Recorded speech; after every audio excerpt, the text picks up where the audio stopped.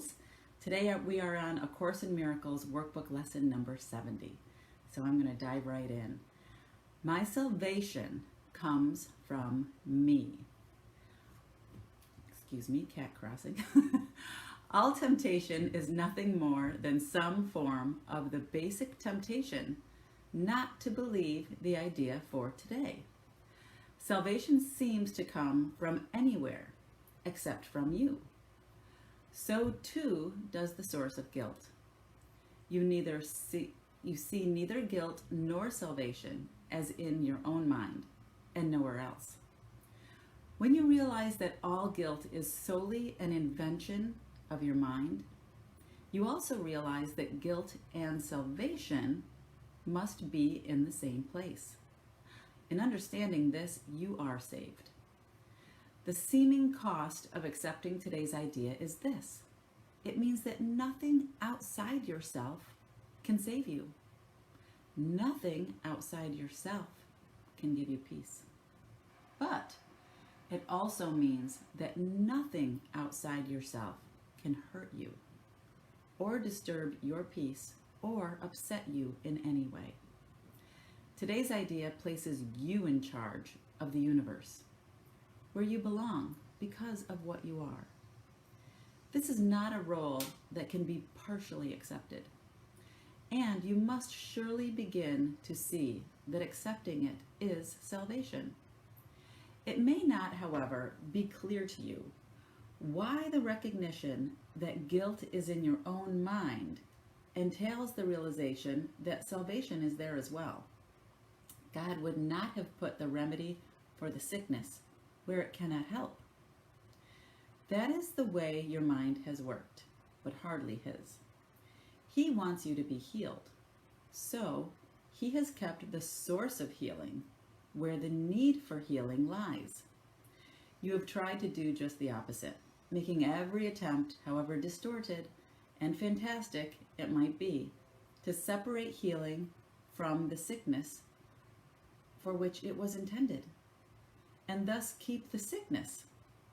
Your purpose was to ensure that healing did not occur. God's purpose was to ensure that it did. Today we practice realizing that God's will and ours are really the same in this. God wants us to be healed, and we do not really want to be sick because it makes us unhappy.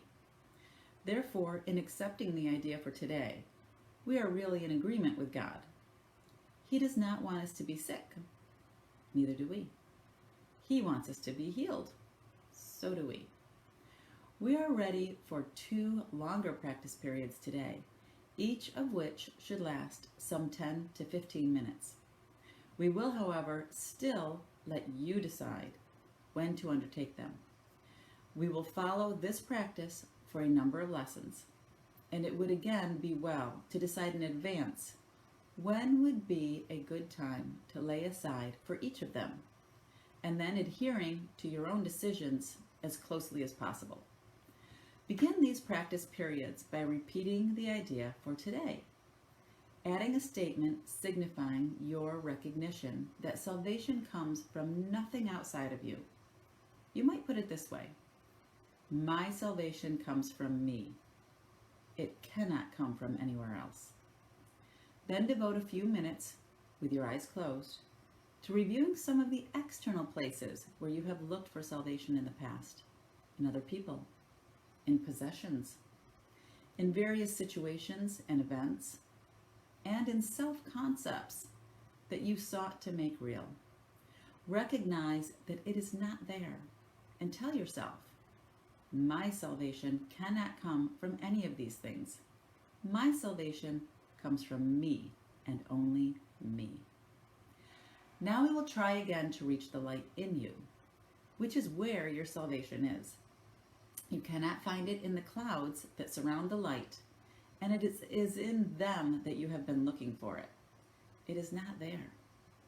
It is past the clouds and in the light beyond. Remember that you will have to go through the clouds before you can reach the light. But remember also that you have never found anything in the cloud patterns you imagined that endured. or that you wanted. Since all illusions of salvation have failed you, surely you do not want to remain in the clouds, looking vainly for idols there, when you could so easily walk into the light of real salvation. Try to pass the clouds by whatever means appeals to you. If it helps you, think of me holding your hand and leading you. And I assure you, this will be no idle fantasy. For the short and frequent practice periods today, remind yourself that your salvation comes from you, and nothing but your own thoughts can hamper your progress. You are free from all external interference. You are in charge of your salvation. You are in charge of the salvation of the world. Say then, my salvation comes from me. Nothing outside of me can hold me back. Within me is the world's salvation and my own. And that's it. That's our lesson for today. Course in Miracles, Workbook Lesson 70, My Salvation Comes From Me. Good morning, everyone. I hope you are enjoying this a little bit earlier Monday morning, since we just went through the daylight savings yesterday. So we're probably still trying to get used to getting up an hour earlier, I guess, which is not really an hour earlier. Some people would argue that, but good to see you all here this morning. Hey, Francine, good to see you. Hi, honey, nice to see you. Good morning. Good morning, Carl. Hey, Barb, good to see you watching this morning. Hi, Melissa.